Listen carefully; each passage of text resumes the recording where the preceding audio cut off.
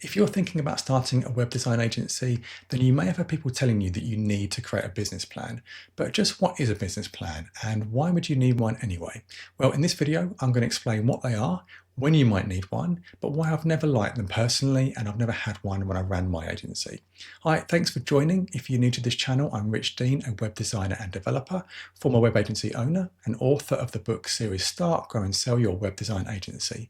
My goal is to help anyone looking to start, grow and sell an agency to save time, earn more money, avoid the common mistakes and pitfalls, and build a thriving and valuable business. Okay, so on to the main topic, starting with what is a business plan? Okay, so if you're not familiar, a business plan is basically just a written document that sets out how your business will operate. It usually covers a range of things, including a summary or elevator pitch about what the business will do, a background of the owners, including their experience, what products or services the business will offer, so how it will make money, identifying customers, so the market that you're operating, who your competitors are, how you'll structure your prices, your financial projections, so how much money you think the business will make, and other things like costs and overheads, so how much it will cost to run the business. This is just a general format, and there are plenty of online resources that can help you put together your own business plan, so I'll share a link in the description to those.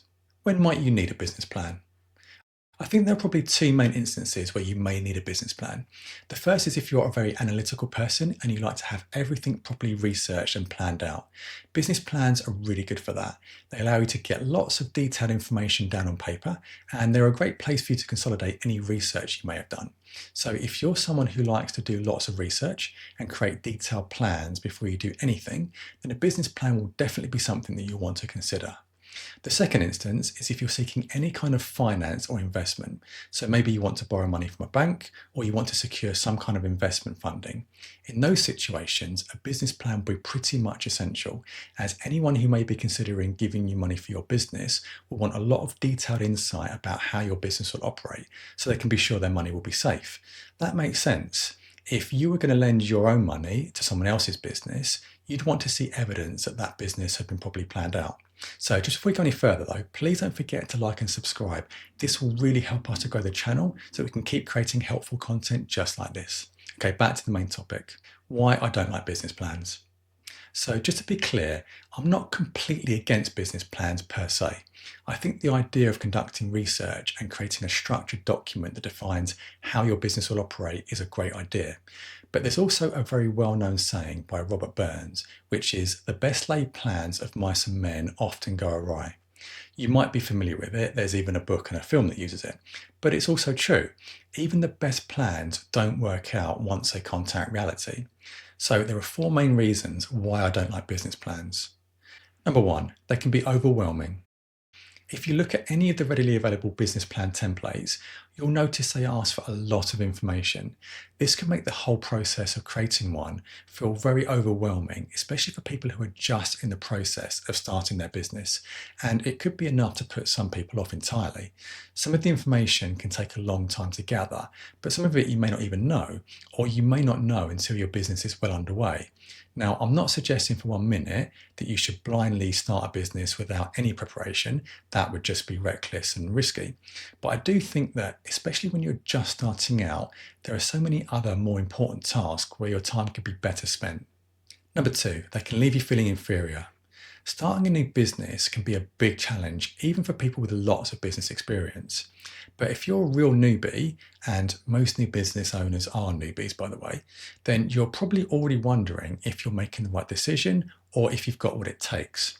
Trying to create a business plan only to then realize that you don't know half of the information that's required can just leave you feeling disillusioned and inferior, which is the last thing you need when you're trying to get your new business off the ground.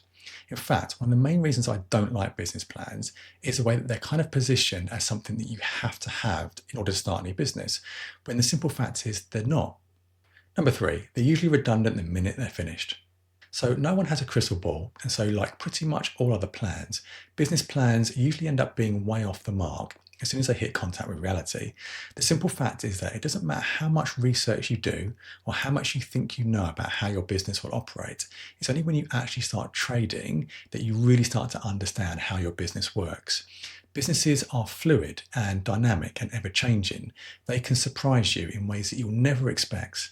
One day you could be wondering where the next project will come from, and then out of the blue, you could land a big project from someone that you met by chance months earlier.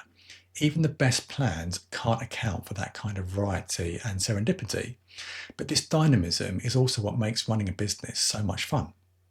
Number 4, you won't have half the information until you're well into running your agency. As I just mentioned, your business will be dynamic and change in ways that you won't be able to anticipate at the start. You'll need to experiment and figure things out. You'll need to work with different customers and clients and figure out what works for them and what doesn't. You'll need to get feedback, both positive and negative, and use that to evolve your business. You'll need to try different pricing strategies and evolve how you deliver your websites. Proposal after proposal and project after project, you'll learn more about what works and what doesn't. You'll need to constantly evolve and adapt your business. But again, that's also what makes running a business so fun and challenging. But it's also something that you wouldn't be able to do if you rigidly stuck to a business plan that was written before you even got started and before you had all that insight and information. So, what should you do instead? Well, like I said earlier, I'm not completely against business plans. I just don't think they're something that all businesses need. And they're definitely not something that you have to have in place before you start your web design agency. They can evolve over time, just like you and your agency will. In fact, if I look back to when I first started my agency, I wanted to be moved into office premises within 6 months and be employing at least 2 people within the first year. But that didn't happen. I didn't move into an office until I'd been trading for over a year. And I didn't recruit my first employee until about a year and a half in. Even after that, there were times when we grew quickly, but then there were also times where things slowed down. And even times like COVID-19, where we faced completely unexpected challenges. If I had created a business plan, I would have felt like a failure for not achieving those targets, or the business not constantly growing in a predictable upward trajectory. And that's one of my first insights, which is that I personally think it's better to set milestones rather than fixed goals.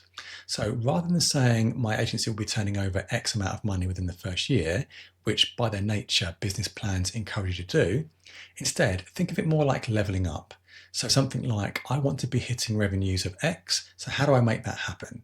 Then once I've hit that milestone, I want revenues to increase to X, so how do I get there?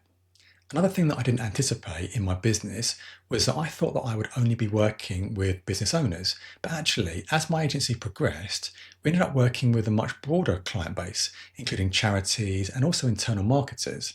Again, I wouldn't have known this right at the start, which is another thing that would have made my business plan redundant. So I don't think that business plans are essential, but I would still recommend conducting as much research as possible and then using that to formulate a structure for how your business will operate. But it should be ongoing. It's something that you should be constantly doing and then using that information to create and maintain more of a living, evolving, overarching strategy for your business. Something more adaptive and evolving than a static business plan.